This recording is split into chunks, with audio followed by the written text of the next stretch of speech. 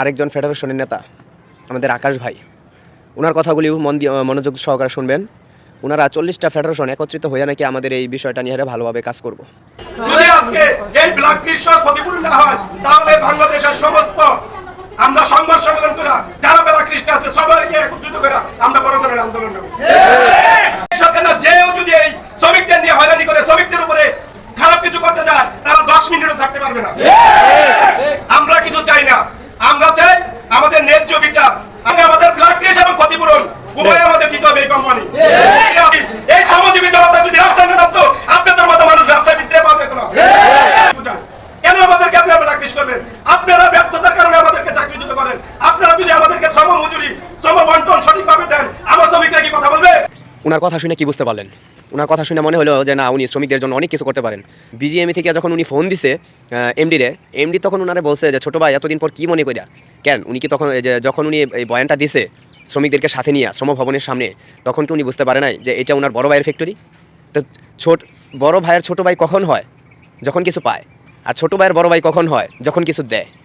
আমরা বিজিএমই ভবনে যাবার আগেই ওনারা একত্রিতভাবে বিজিএমের ভিতরে মিটিং করে বিজিএমই কর্মকর্তা কী অভিনয় করব, তারপর ফেডারেশনের নেতাকর্মীরা কী রকম ধরনের অভিনয় করব, সব ধরনের অভিনয় ওনারা আগে থেকেই সাজায়া গোছায়া ভিতরে যায় বিচারে বসছে। বিজিএমের ভিতরে ফেডারেশন কর্মী আর যিনি বিচারক ছিলেন দুই পক্ষই ভালোভাবে এক প্রকার ঝগড়ার সৃষ্টি তৈরি করছে।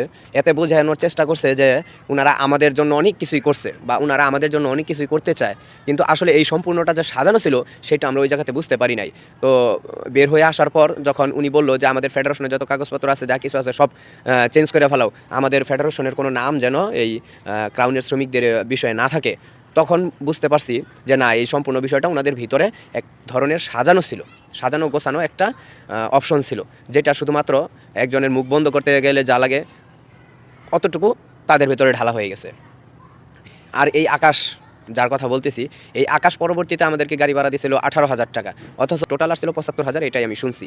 এখন 40,000 টাকা দিয়েছিল আমাদের শ্রমিকদের গাড়ি ভাড়া, এটা মালিকই দেখ বা বিজিএমই ভবন থেকেই দেখ, এই টাকাটা থেকে আমাদেরকে টাকা দিছে 18,000। যদি 18,000 টাকা আমাদেরকে দিয়ে থাকে 40,000 টাকা থেকে, তাহলে এখন বোঝেন যে কী পরিমাণে শ্রমিকদেরকে ওনারা ঠকায়া খায়। আর আমাদেরকে উস্কাইছে, আমাদেরকে বিভিন্ন জায়গায় নিয়ে যাওয়ার জন্য ওনারা যথেষ্ট পরিমাণে চেষ্টা করছে, গেছি, কাজও করছি, কিন্তু যতক্ষণ পর্যন্ত ওনাদের পকেট পরিপূর্ণভাবে না ভরছে ততক্ষণ পর্যন্ত ওনারা এইভাবে চলে গেছে। পরিপূর্ণভাবে ভরা শেষ, এখন আর আমাদেরকে চিনে না। এখন আমাদেরকে যেইভাবেই হোক বাইল দিয়া ভয় দেখায়া আমাদেরকে সাইড করার চিন্তা ভাবনা, এটা সম্পূর্ণটাই হইতেছে ওনাদের এক ধরনের সাজানো নাটক। তো ফেডারেশন কর্মীরা যদি এইভাবে শ্রমিকদেরকে নাটকের মাঝখানে ফালায়া ওনারা নাটক করে, আর শ্রমিকরা যদি প্রত্যেকটা বাড়ি এরকম হয় ওই ভোগান্তির মুখে পড়ে, তাহলে বাংলাদেশের শ্রমিকরা নিজেদের ন্যায্য দাবির জন্য কার কাছে যাবে ভাই? কে আছে এমন? এখনও সময় আছে, শুধরায় যান। তা না হলে বাংলাদেশে ফেডারেশন নামক শব্দটা কেউ ধরে রাখতে পারবো না। আপনারা 2 টাকা কামাইতে পারতেছেন, শ্রমিকদেরকে যদি ভালোই ভাইসা থাকেন, শ্রমিকদের অধিকারের জন্য যদি কাজই করে থাকেন, তাহলে ভাই এরকম দালালি কেন করবেন?